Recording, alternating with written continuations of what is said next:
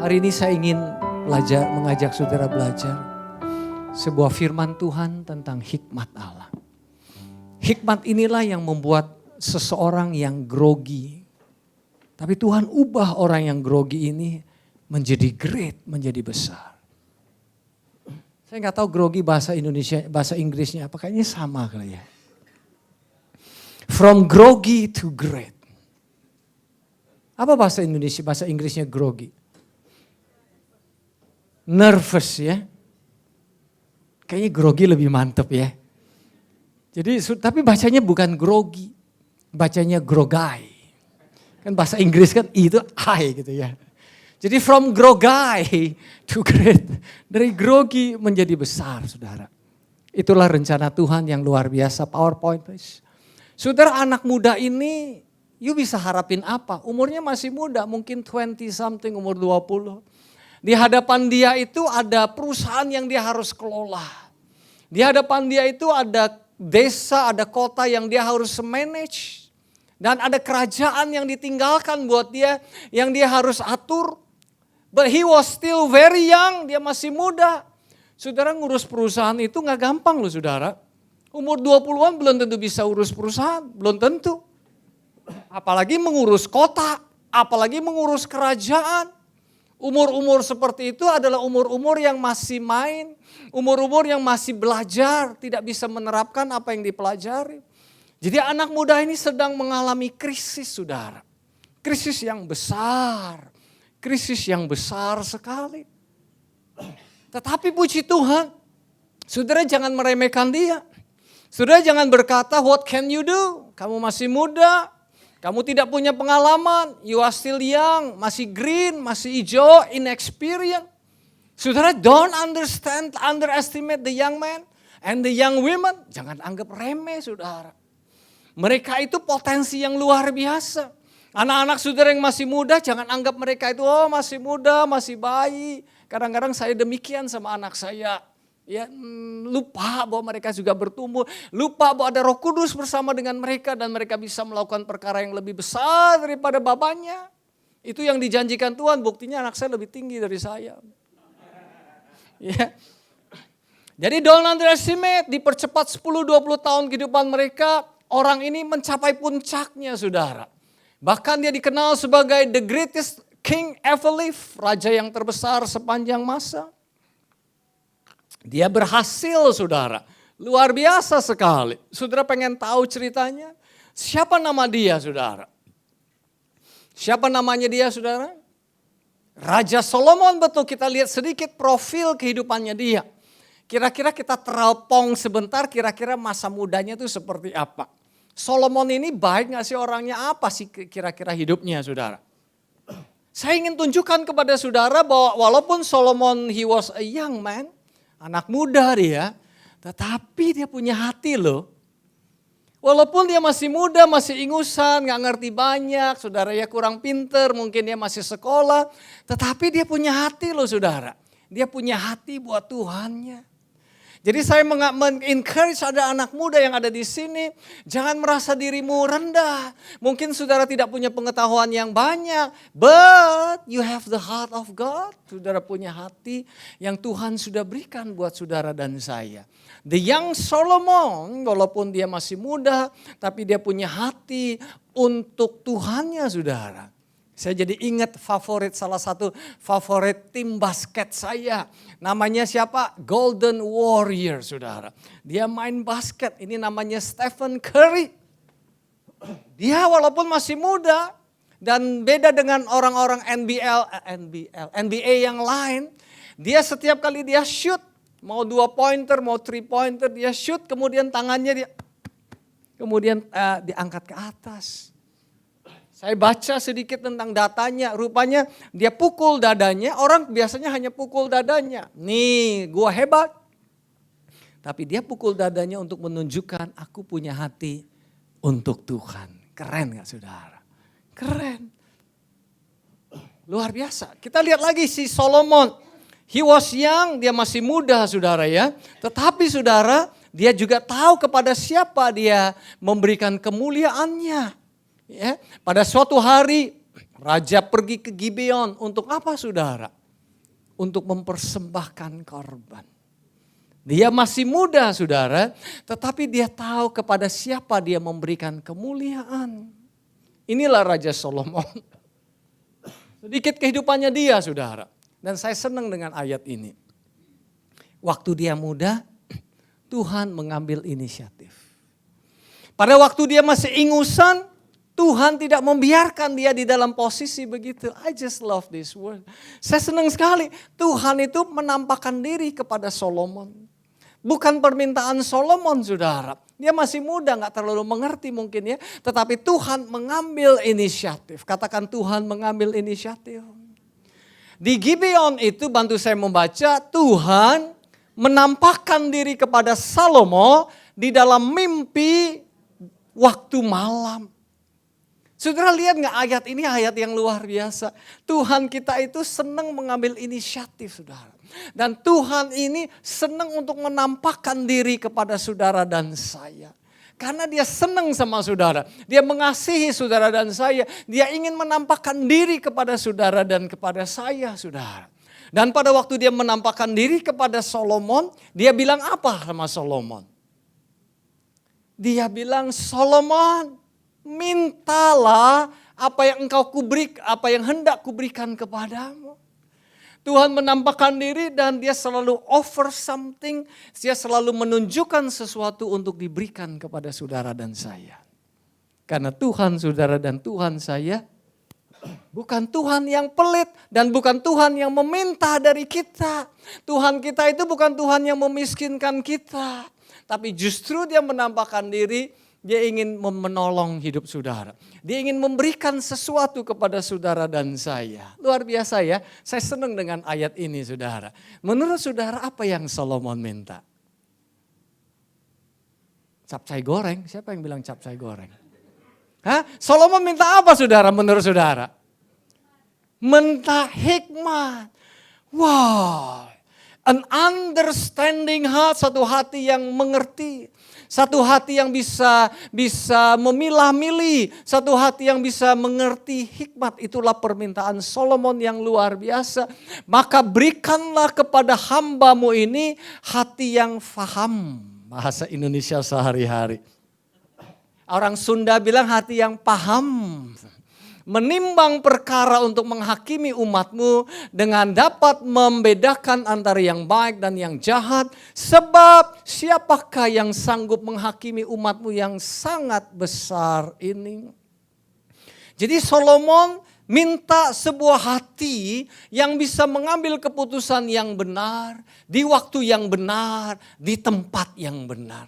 Itulah permintaan seorang Solomon yang masih muda. Dan Tuhan mengabulkan gak permintaannya saudara? Tuhan senang dan Tuhan mengabulkan permintaannya. Dan sejak saat itu dia menjadi raja yang terbesar sepanjang zaman. Dan kalau tidak salah Pastor Hari pernah kasih tahu, dia pernah dengar temannya ngitung. Kekayaannya adalah 110 miliar US dollar. Jadi lebih besar kekayaannya daripada Bill Gates dan Warren Buffett. Belum lagi hikmatnya. Dia mengarang 1005 lagu saudara. Saya ngarang satu lagu aja udah seluruh dunia tahu.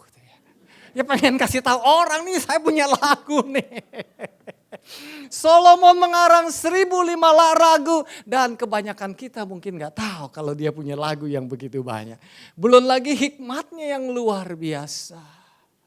Permintaan yang sederhana ini dari Solomon telah membawa dia dari seorang yang grogi, dari seorang yang tidak pengalaman, dari seorang yang dianggap remeh orang lain, menjadi the greatest king, raja terbesar yang pernah hidup sepanjang masa. Luar biasa sekali hikmat itu saudara. Hanya dengan simple request, permintaan yang sederhana dan permintaan itu masih ingat apa permintaan Solomon? Hati yang mengerti alias wisdom alias hikmat saudara. Kita berhenti sebentar saudara ya. Dan kita berandai-andai. Boleh ya dong, boleh ya saudara. Saudara coba berandai menjadi Solomon hari ini. Di umur-umur yang masih muda, saya lupa umurnya ya. Nah, mungkin belasan atau 20-an. Kemudian di dalam mimpi saudara Tuhan datang. Dia menampakkan dirinya dan dia bilang sama kamu, coba saudara. Dia bilang, Yuli, kamu mau minta apa? Ya, dia nanya sama saudara, mau minta apa? Bud, kamu mau minta apa? Kira-kira apa yang ada di dalam otak saudara? Jujur. Hah? Ada salah satu dari kriteria ini. Mercy Tuhan. Udah lama gak punya. Tetangga gue itu punya 2 Tuhan. Malu rasanya saya Tuhan. Atau minta rumah atau karir. Bagus gak permintaan-permintaan ini? Bagus sekali saudara, gak salah. Ingat ya gak salah, Tuhan tidak anti. Yang tengah apa saudara? Bonus, minta apa yang paling kanan apa? Vacation, yang paling kiri apa? Tengah. Perusahaan, minta pasangan hidup. Ini apa sih Ker? Hah? Kesehatan. Ya. Yang Kerry yang bikin, kalian yang jawab. Ya Kerry mana Kerry-nya? Ya. Oh lagi ngajar kali ya? Minta stetoskop ini ya. Ini saya belum nanya sama Kerry, ini apa ini isinya nih? Ada yang tahu nggak paling kiri, ini apa sih? Hah? Catur ya. Atau yang terakhir buat bisnismen, importir bukan eksportir. Tolong dong rupiahnya di atas dolar. Kenapa? Just do it ya. Ya itu kalau saudara dan saya biasanya mintanya seperti itu. Atau kita minta, ini orang ngeselin saya, ini musuh saya minta dia dimatiin saja. Kompetitor saya dimatiin saja. Itulah kalau kita menjadi Solomon, biasanya sih. Jadi sementara Solomon menghadapi tantangan yang besar, ada kerajaan yang harus dia kelola, ada kota yang dia harus perbaiki, ada perusahaan yang dia harus perbaiki, dan lain sebagainya. Sedangkan he was still young, dia masih muda, tidak berpengalaman alias ingusan, tidak terampil. Tetapi di tengah-tengah itu dia meminta hati yang mengerti, dia meminta hati yang faham alias hikmat dari Tuhan. Amin saudara, luar biasa. Saya ajak saudara explore lebih jauh sedikit ya saudara ya. Saya bertanya ya, hey si Solomon yang masih muda ini kenapa dia bisa minta seperti itu? Hikmat apa yang membuat dia sehingga dia minta hikmat daripada Tuhan? Kira-kira siapa sih yang ngajarin dia? Apa yang membuat dia melakukan hal itu? Saya bertanya sama Tuhan, dan saya tebak nih jawabannya saudara ya. Saya tebak peranan dari babenya saudara. Babenya mengambil peranan yang luar biasa.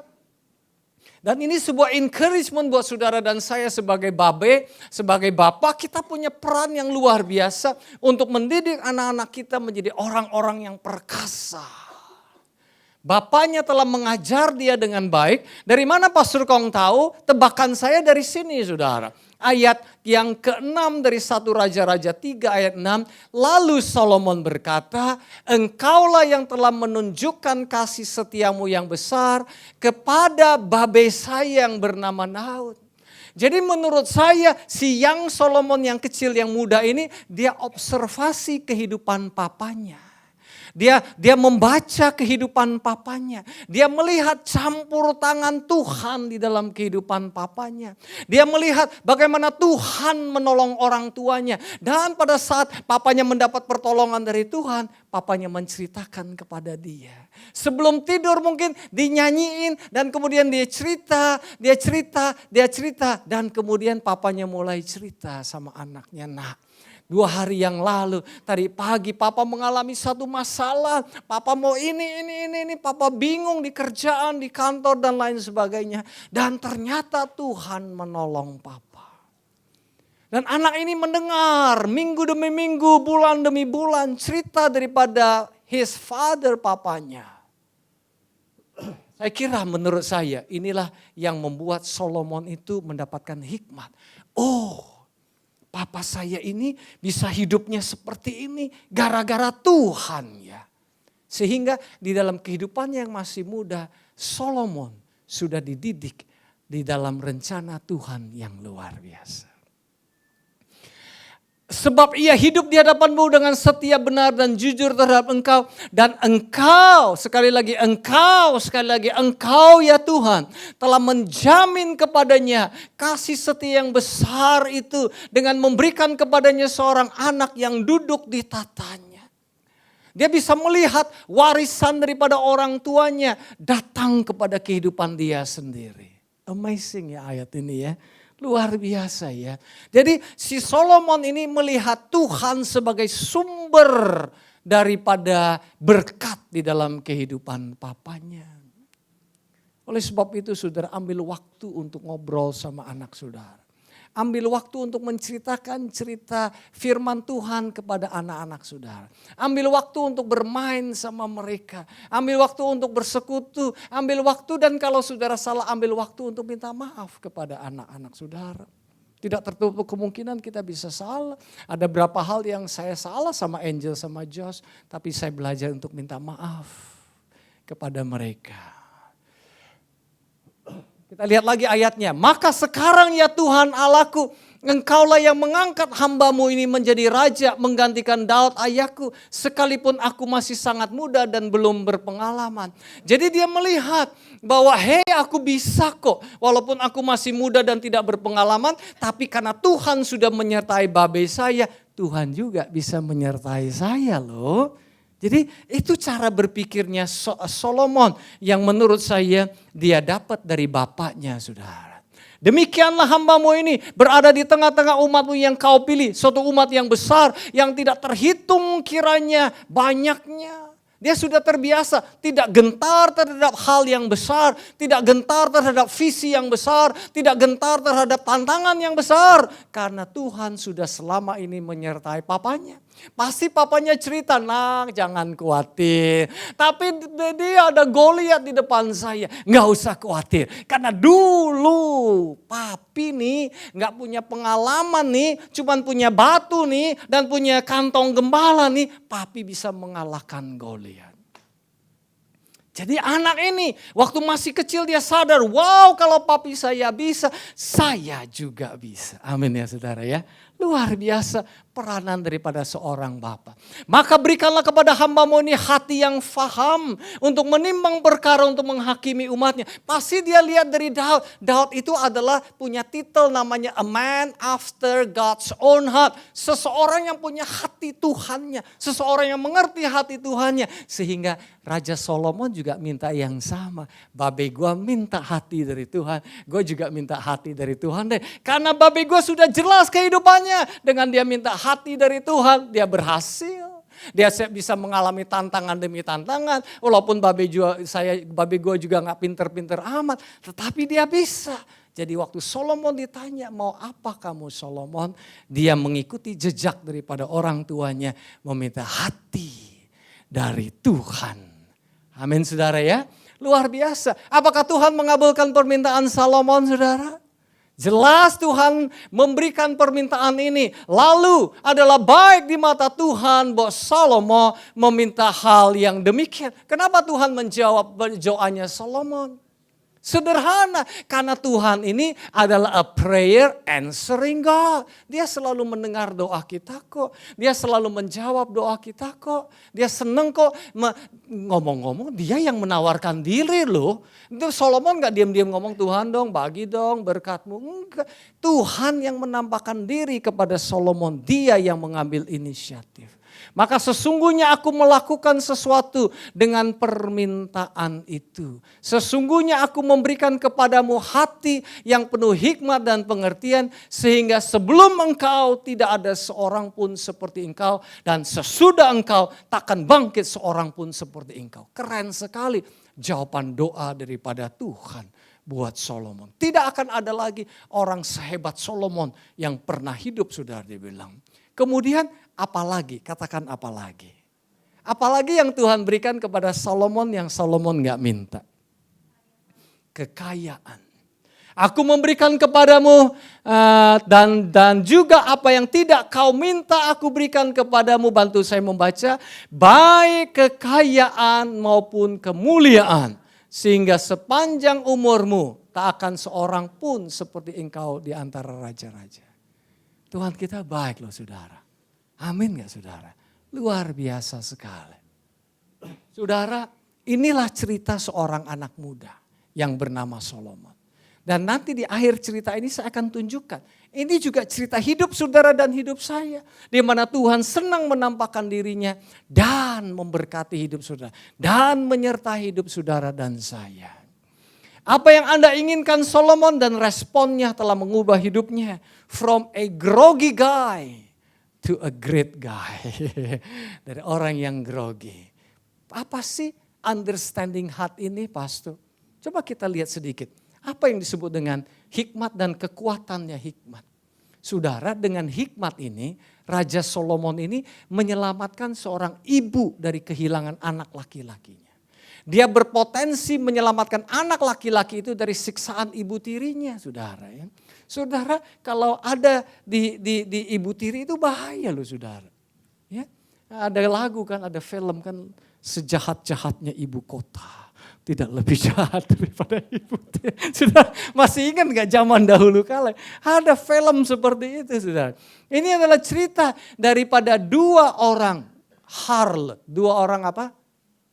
Harlot itu apa? Dua orang wanita gak benar. Mereka punya anak. Si A punya anak, si B punya anak. Waktu mereka punya anak, mereka tinggal di satu rumah bersama. Kemudian si A punya anak, si B punya anak. Satu hari waktu tidur si B, anaknya kelindes sama dia. Dan kemudian anaknya mati. Waktu dia lihat anaknya mati, dia iri hati. Dan kemudian dia tuker anaknya dengan anaknya si A. Anaknya A si ambil, anaknya dia sendiri si B itu dia kasih kepada si A. Kemudian si A bangun pagi dan dia menyusui anaknya. Waktu dia menyusui anaknya, kok gak ada kehidupannya. Tapi karena gelap, dia gak bisa lihat. Waktu pagi-pagi matahari sudah terbit, dia lihat anaknya. Anaknya udah mati. Tapi waktu dia lihat-lihat lagi, ini bukan anak saya. Ini anak teman saya si B. Tapi si B gak mau ngaku, enggak ini anak kamu yang mati.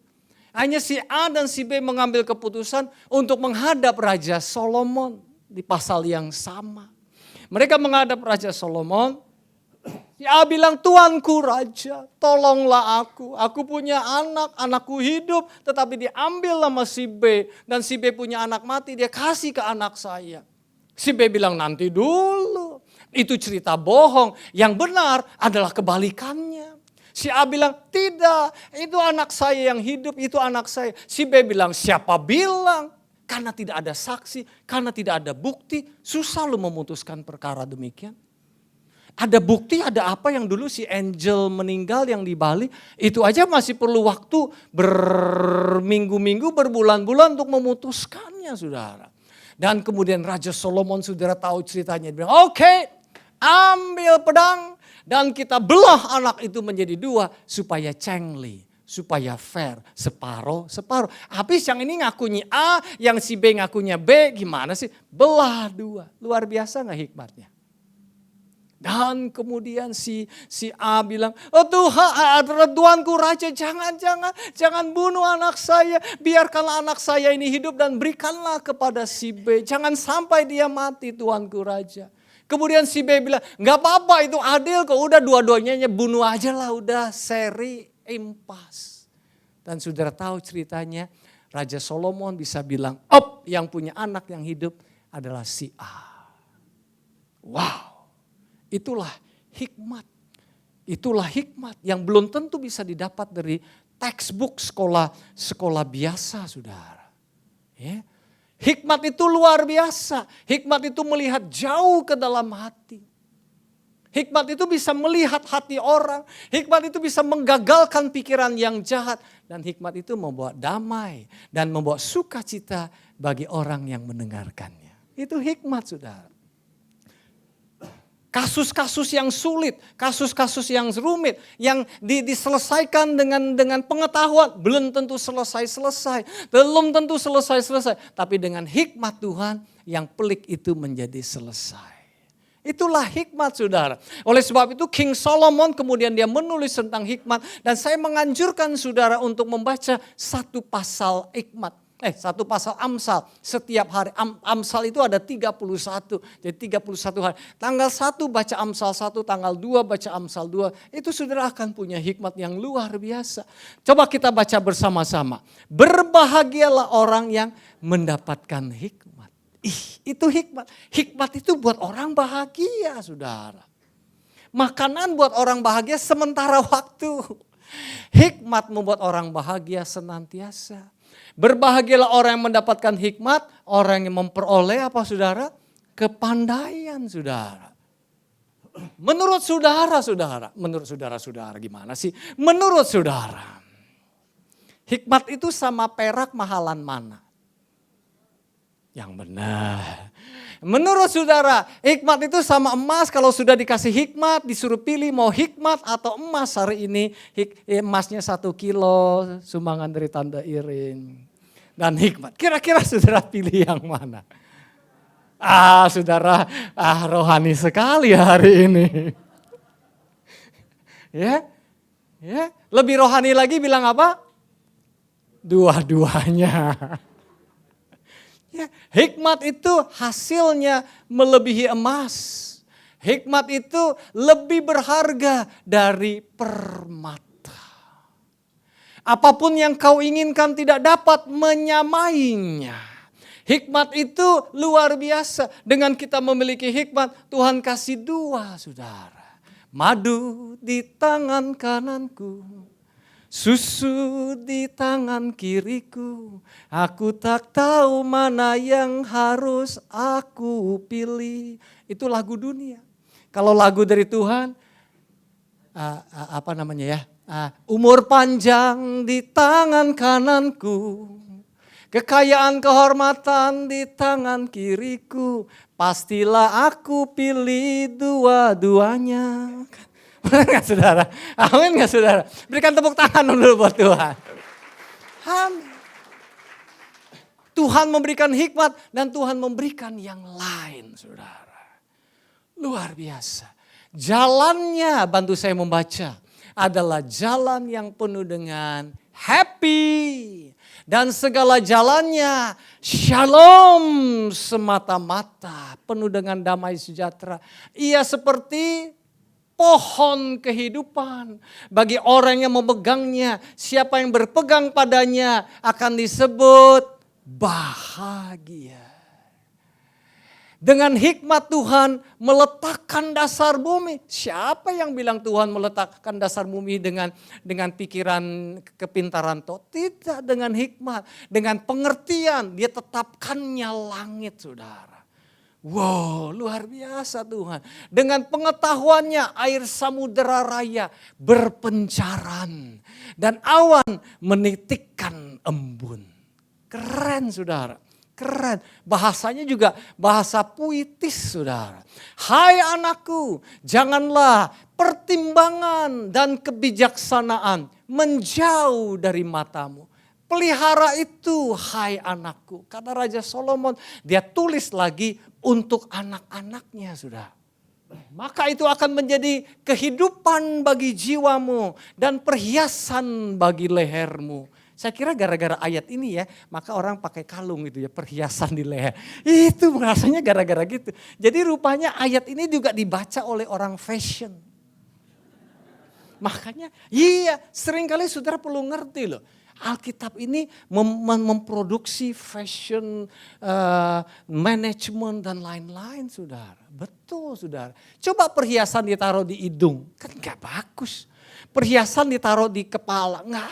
Perhiasan itu mesti di leher saudara. Luar biasa. Maka engkau akan berjalan di jalanmu dengan aman. Dan kakimu tidak akan terantuk. Jikalau engkau berbaring engkau tidak akan terkejut. Alias saudara akan tidur ngorok.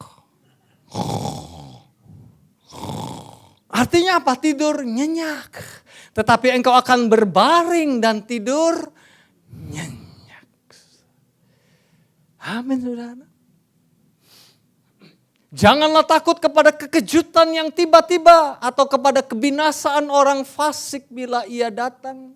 Karena Tuhanlah yang akan menjadi sandaranmu dan akan menghindarkan kakimu dari jerat. Itu hikmat. Apa sih hikmat, saudara? Saya cek di bahasa aslinya. Hikmat itu gak susah, saudara. Hikmat itu tidak harus di sekolah di UI, saudara. Hikmat itu gak harus di ITB, saudara. Hikmat itu tidak harus doktor, saudara. Hikmat itu adalah mendengar dari surga. Itu aja hikmat. Hikmat itu so simple, it is not complicated.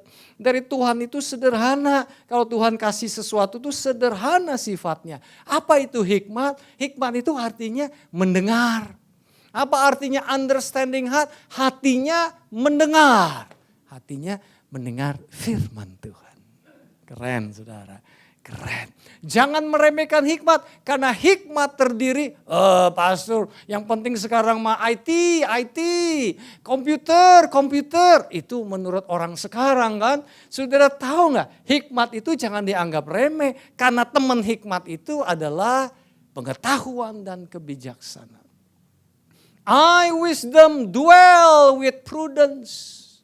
Prudence itu nggak cuma knowledge loh, saudara. Prudent itu ada pengertian smartness. Smart itu artinya orang yang pinter, orang yang punya ilmu pengetahuan, belum tentu bisa menerapkannya pada lingkungannya, pada situasinya. Hanya orang yang pinter yang bisa menerapkannya. Jadi firman Tuhan berkata, I wisdom, aku hikmat. Temanku adalah prudent, temanku adalah kepintaran, kecerdasan. Dan temanku adalah pengetahuan. Dan temanku adalah invention. Menciptakan sesuatu yang tidak pernah tercipta sebelumnya. Keren ya, saudara ya. Jadi di tengah-tengah krisis, saudara, Tuhan menampakkan diri kepada Young Solomon. Tuhan bertanya kepada Solomon, kamu mau apa? Dan Salomo menjawab, Tuhan, aku perlu hati yang mengerti. Dan selanjutnya adalah sejarah yang luar biasa. Pertanyaan berikut, saudara. Sekarang di zaman modern ini, kita juga menghadapi krisis ya, saudara ya. Sekarang lagi ngalamin krisis nih, dolarnya naik dan lain sebagainya. Ekspor menurun dan lain sebagainya. Bisnis saudara bagaimana? Mengalami krisis. Apakah krisis keuangan, emosional, krisis fisik dan lain-lain. Apa yang bisa kita lakukan, saudara? Apakah Allah sudah menampakkan diri buat saudara dan saya? Mungkin itu doa saudara. Tuhan tampakkan diri dong kepada saya seperti kepada Solomon. Jawabannya yes, he did. Dia sudah menampakkan diri. Kalau hikmat di zaman perjanjian lama itu hanya sekedar ide. Di perjanjian baru hikmat itu pribadi, saudara. Lebih hebatan ide atau pribadi, saudara? Jelas pribadi. Kalau di zaman dahulu tuh hikmat itu come and go. Di zaman sekarang dia tinggal di dalam hidup saudara dan saya. Firman Tuhan di 1 Korintus 1:30 berkata, Jesus is the wisdom of God. Yesus itu hikmat Tuhan.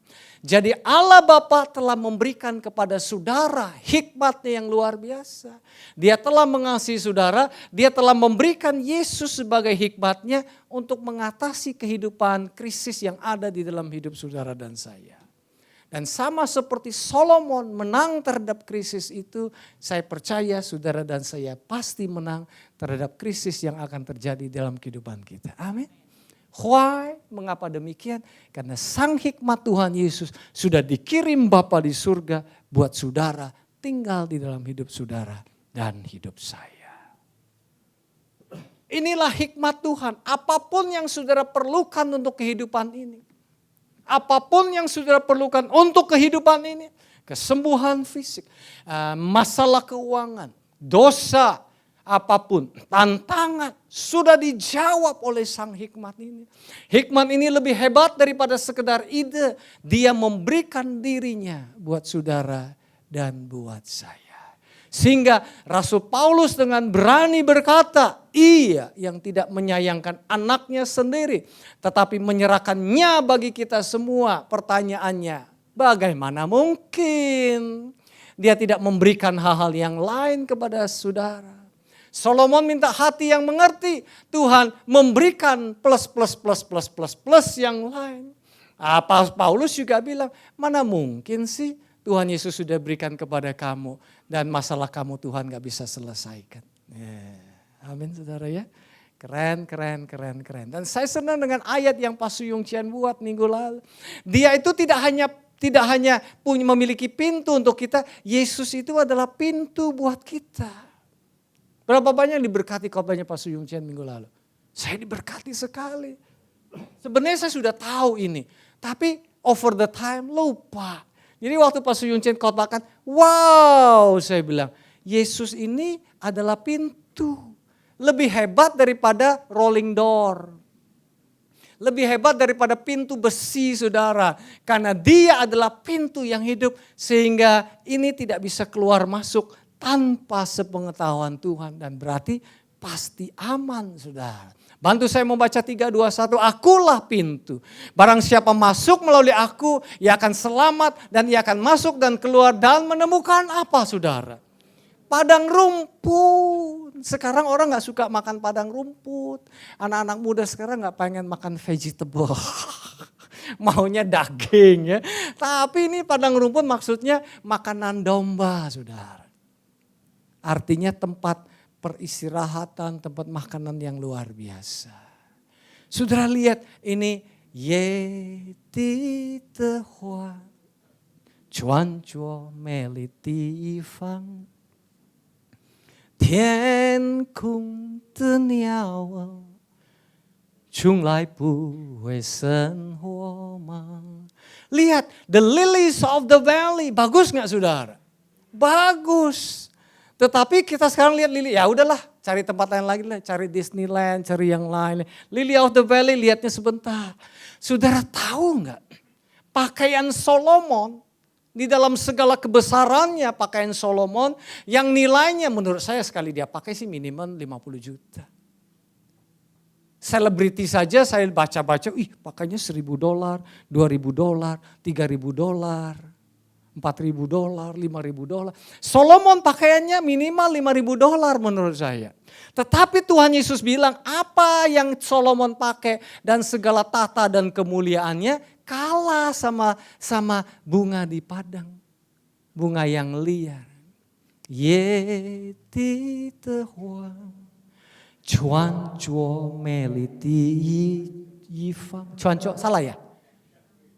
Benar. Cuan cuo kan pakai kan? Pakai meli kan indah, Yifang kan baju gitu ya. Nah, Yisang ya, pantes saya diketawain orang. Yisang, Yifang. Sama lah tante, sedikit-sedikit beda orang ngerti. Ya, itulah Raja Solomon luar biasa. Behold, Yesus datang dan berkata, hei umatku. Kamu mengagungkan Solomon, the temple of Solomon, bait Solomon yang begitu megah. Tuhan bilang, hey, the greater than Solomon is here. Aku lebih besar daripada Solomon. Dan saudara dan saya kabar baiknya adalah, saudara dan saya di dalam Solomon, di dalam Tuhan Yesus. Berarti saudara lebih besar daripada Solomon. Gak percaya nih. Saudara dan saya lebih besar dibandingkan dengan Solomon. Kekayaan saudara lebih besar dibandingkan dengan Solomon. Karena apa? Karena saudara dan saya di dalam Kristus Yesus.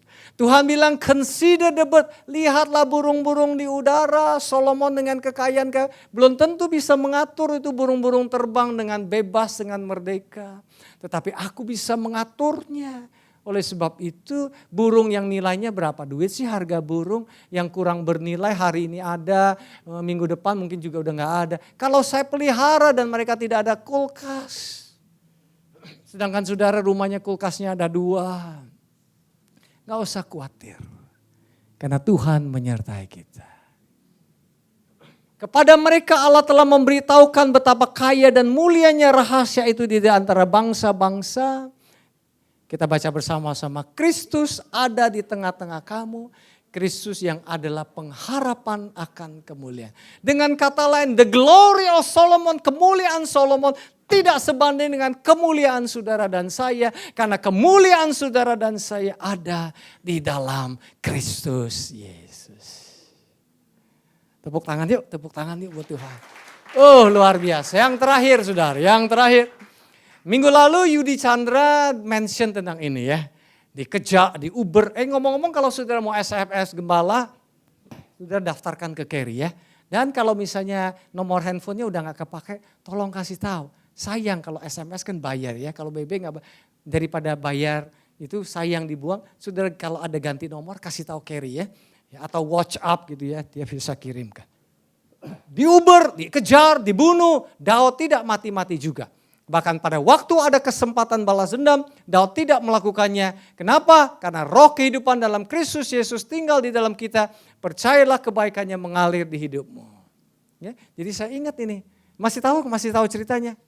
Tahu ya, jadi Yudi Chandra dapatkan SMS ini, kemudian dia forward kepada keluarganya karena lagi ada sebuah tantangan. Waktu papanya baca, papanya langsung turun ke bawah, papanya bilang, kenapa si Daud? Karena karyawannya salah satunya namanya Daud. Kenapa dia di Uber, kenapa mati ya dia? Kenapa? Iya bisa pas begitu ya saudara ya. Minggu lalu atau Kamis lalu saya tulis. Sushi, sashimi dan sayur lodeh adalah makanan yang Tuhan sediakan. Nikmatilah. Tetapi ada satu macam makanan yang jauh lebih lezat dan sehat. Tidak ada kolesterol. Tidak ada apa lagi saudara? MSG. Yaitu mana dari surga. Yaitu firman Tuhan. Itu free buat saudara dan saya. Amin saudara. Kalau sudah bilang, aduh krisis nih, saya gak punya duit untuk beli sushi, sashimi, sayur lodeh. Gak usah khawatir, masih ada makanan yang lebih lezat. Namanya firman Tuhan. Emangnya bisa kenyang makan firman Tuhan? Bisa saudara. Kalau makannya sama-sama Pastor Agus. Karena kalau saudara makan sama firman Tuhan, gak mungkin dia gak sediakan makanan. Benar gak? Dia undang saudara, ayo kita belajar firman Tuhan. Di mana undangannya Pastor Agus? Di mana? Di rumahnya. Atau di restoran mana. Dia kemudian khotbah firman Tuhan, sharing sama saudara. Apalagi saudara bilang, iya bagus sekali firman. Bagus sekali. Pasti disiain minum dan makan. Tapi kita cari makanannya, kita gak cari Pastor Agusnya. Waktu kita cari Pastor Agusnya, dapat makanan dan minuman. Yang bilang amin akan ditraktir Pastor Agus. Yang terakhir saudara, ini Kayla Nehemia Tananda. Ini anaknya Andi sama Aping yang baru lahir hari Kamis yang lalu kalau gak salah ya. Saudara tahu gak? Waktu pembuahan terjadi kelainan di perutnya Aping. Dan dokter periksa, katanya sel telurnya atau ya pokoknya buah kandungannya itu atau bayinya itu ada di luar kandungan.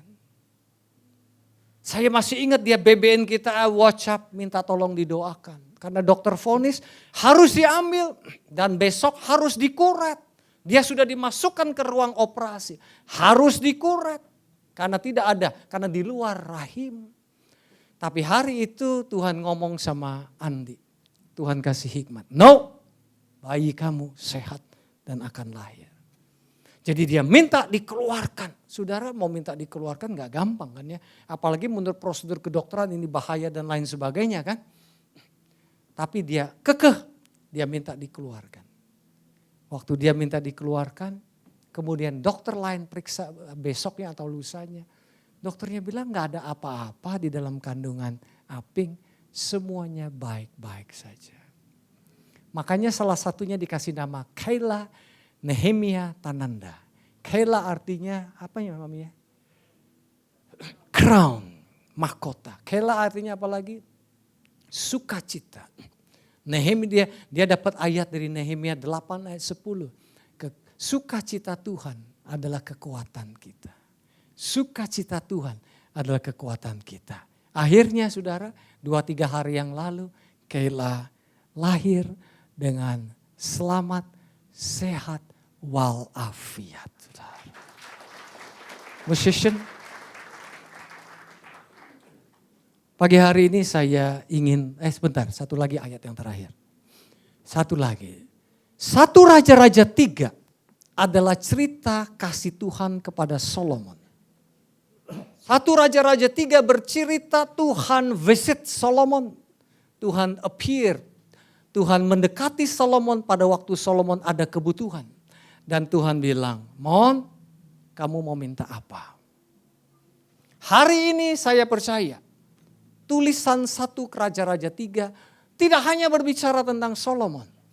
Karena seluruh Alkitab bicara tentang Tuhan Yesus. Hari ini juga saya percaya dia sedang tinggal bersama-sama dia. Dia datang lewat anaknya yang tunggal. Sehingga saudara dan saya adalah orang-orang yang penuh harapan. Tadinya kita tidak berpengharapan, tadinya kita berdosa. Tetapi Tuhan telah menyediakan anaknya yang tunggal Tuhan Yesus. Terjadi exchange life. Hidup kita diambil Tuhan yang buruk, hidup Tuhan diberikan kepada kita. Pada waktu kita percaya, dia tinggal dalam hidup kita untuk selama-lamanya. Tapi pagi hari ini saya terbeban. Mungkin ada kebutuhan-kebutuhan spesifik dalam hidup saudara. Saudara perlu hikmat yang ada di dalam hidup saudara termanifestasi. Hikmat Kristus termanifestasi. Dan saya akan siapkan altar ini kalau saudara mau maju ke depan. Saudara just bersama dengan Tuhan dan saudara berdoa. Tuhan, Engkau sudah berikan aku hati yang baru. Tuhan, aku berdoa bagaimana hikmat itu. Bagaimana kasih Kristus mengalir, lebih mengalir lagi, lebih mengalir.